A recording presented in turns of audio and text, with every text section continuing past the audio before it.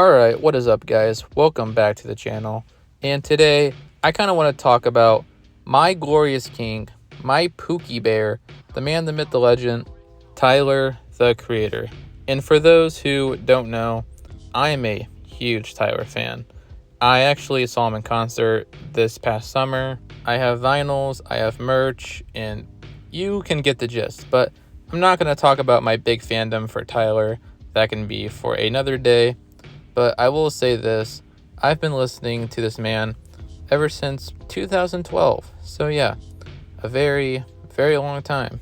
I wanted to make this video because recently Tyler, the Creator, has been under fire for a lot of controversial tweets he has made in the past, such as the 2013 George Zimmerman tweet, or saying that he couldn't think of any black directors that don't make cliche black-themed or urban movies.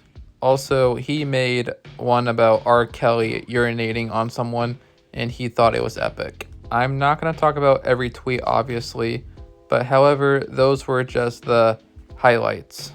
But something I feel like a lot of people fail to realize this, and I know this is going to seem like a massive cop-out.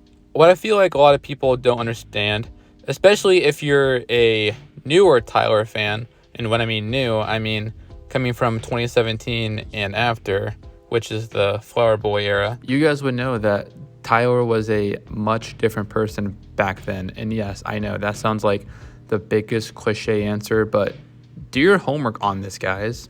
But for those who know, but for those who don't, just walk with me for a minute. If you were a fan of Tyler, the Creator, say in 2015 and before, you know, like some of his lyrics, like they had a lot of like edgy, twisted, and fucked up shit in it. And throughout that time period, Tyler said, and portrayed himself in a very controversial manner.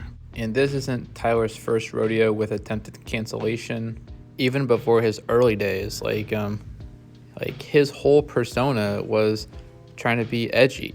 For example, his song Troncat. Yeah, I'm pretty sure I don't need to explain to y'all why this is a bit of an out-of-pocket lyric. Also, another song that is worth mentioning, Sarah. I'm not really going to get into that one. That one's a little too graphic for us, even for YouTube, but y'all can search that yourselves. And the fact that he had lyrics like that in the songs did not do himself any favors. But the reason why I wanted to make this video was not to try to cancel him, but I actually kind of low-key want to defend him, because honestly, why are we defending something if he changed his actions long ago? And honestly, enough time has passed that, like, he doesn't make music like that anymore. He's not the same dumbass 17, 19, 21-year-old person acting out of pocket for attention. A good example of this was the song that basically blew Tyler up and put him on the map, essentially, which so happened to be Yonkers. The point I want to make with this video is, did Tyler say and do a lot of fucked up shit in his past, especially if he was on the come up? Absolutely. Did Tyler do and say things that would get him canceled permanently in 2025? Absolutely. And yes, this is going to be the most cliche excuse yet. And I know I'm probably going to be bodied in the comment section, but I'm going to say it. It was a different time period. And if you think Tyler did not face repercussions of this when he was blowing up, then honestly, you are absolutely wrong. Swifties tried to cancel him because of his old lyrics last year because they were mad that Chromacopia was #1. And he was also banned from England back in 2015 for his lyrics. And something that I find kind of funny about this, not really funny, but just a kind of like a questionable haha, is that how the new Joji fans, I can imagine this was their reaction when they found out he was Filthy Frank and he was Pink Eye. Things were significantly different then, and people didn't get triggered as easy as they do now.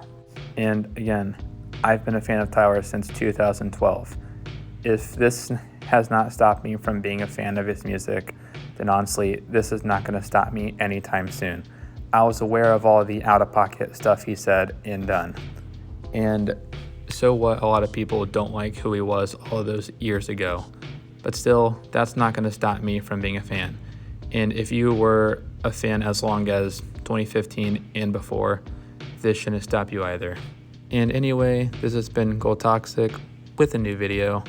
Anyway, hope y'all like it. If you did, leave a like and leave a sub too. It would really mean a lot. Until next time, peace.